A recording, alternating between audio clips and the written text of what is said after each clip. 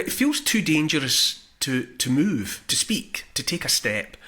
I feel increasingly as though I live, metaphorically speaking, in a minefield that's been deliberately set, and that we're all kind of in the minefield. And as long as you stand still with your mouth shut, you'll live to fight another day. But that if you dare to move, then anywhere you put your foot, it's liable to explode.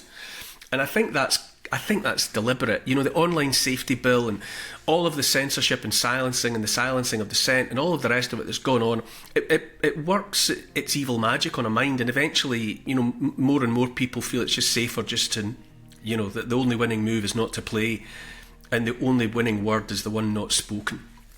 But I don't live in that world.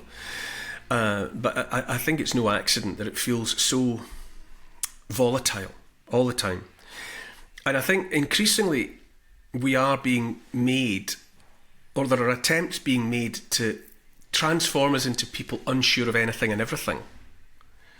There's a feeling that kind of uncertainty that preoccupies a person and makes a person lack the confidence to do or say very much. I don't think it's accidental that so many people feel like that.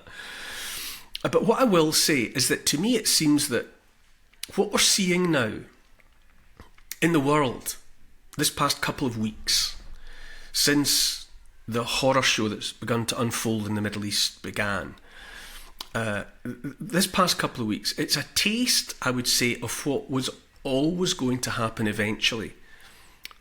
What had to happen thanks to the wickedness of despicable people in charge that have sought to seize control of our lives. And it's anybody's guess just how successful they've been so far. I would say that what we see happening around us are the consequences of years of malevolent, deliberately destructive psyops, psychological operations set in place to undo and then remake our civilization in the image of those who wish us only ill. And I'm well aware of how bleak and conspiratorial that sounds, but it's how I feel. I would say that this that I'm describing has been the work of the globalists. And that's a word you're not supposed to use. That's a word that you get into trouble for using, but damn the fear. Okay, so I'll say those psychopaths that are determined to enforce upon 8 billion people and counting a hellish vision. What's happening now is what happens when dangerous nonsense enforced upon populations in the name of so-called progressivism collides head-on with the reality of the wider world that is not so afflicted, that is not living under the shadow of the progressives. It's what happens when populations that have been brainwashed to self-loathe, propagandised, even educated in schools and in universities to see themselves and their ancestors as shameful and deserving only of replacing and forgetting. Preached at by so-called faith leaders in their pulpits, and by politicians from behind their podiums, that ours is a civilization that has only done harm in the world. It's what happens when all of that destruction and undermining is finally and forcefully brought face to face with reality. And that reality is that much of the rest of the world is made of peoples and societies that are in no doubt about who they are. They're in no doubt about what they stand for. They're in no doubt about what a woman is. And more than anything else, they're in no doubt about what they believe.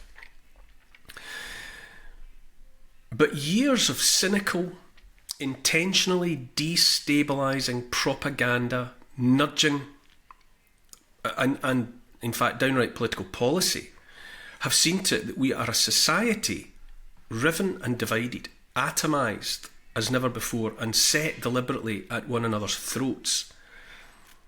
I think the evidence is everywhere, and I think above all it's evidence of the hollow insincerity, the cynical manipulation of the many by the self-interested few. At the same time, I say that we do have to face some uncomfortable facts and truths. What is being done to us now has been visited upon others in the world for decades, if not for centuries. Always by the same few. We are suffering the wounds made by words, while those others in the wider world have suffered the wounds made of bombs and bullets. But it's all been wounding. And the globalist few, in pursuit of ever more wealth and power, they've seen to it that the rest of the world has suffered in the name of the West. The few want the oil and the rest, and in order to get their hands on it all, they have ruthlessly destabilised and or destroyed one population, one civilization after another. And always though, and this is crucial, it's civilians that suffer. Ordinary men, women and children, black, white and brown, and of any and every creed. It's civilians that suffer most. And always I say that all lives matter or no lives matter. That's the choice. All lives matter, or you accept that no lives matter. And what has been done to the rest of the world, well, it's coming our way. And always that's for the same reason. Because those obsessed with power care not a jot who they hurt or how many they hurt. And they'll hurt us now just as easily as they would hurt anybody else. And the world has suffered on account of the West. There's no denying it. But I stress and stress again that by the West in this context, I mean not the mass of the people, not you and me, just people just hoping to go about their lives. What I mean is the narrow stratum of evil creatures that have, by generations of policy, inflicted upon others untold suffering. It wasn't done by us, the people, but it was done in our name. And more to the point, it wasn't done by accident. Where we are now is where we were always supposed to be, at least from the point of view of the malevolent few that have sought, all but succeeded indeed, in taking control of the West and more recently the rest of the world. Just a few months ago, a person responding to the slogan Black Lives Matter with the humble suggestion that all lives matter would have been furiously shouted down as racist. And yet, what we have seen unfolding most recently in the benighted Middle East is surely shameful proof that when you get right down to it, only some lives matter. Now, I don't have the wisdom to make sense of what's going on, far less to come up with answers. But I will say that I can, will and do only condemn any and all wickedness that sees to the deliberate ending of civilian life, the lives of children especially.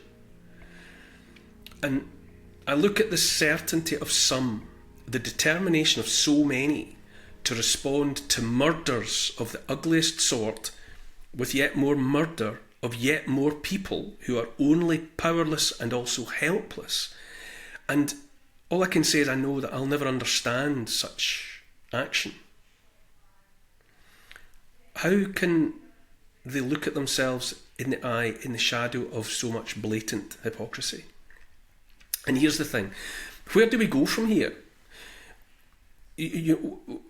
While once we were nations, peoples kept apart from one another by distance or by borders, you might say the gang's all here now.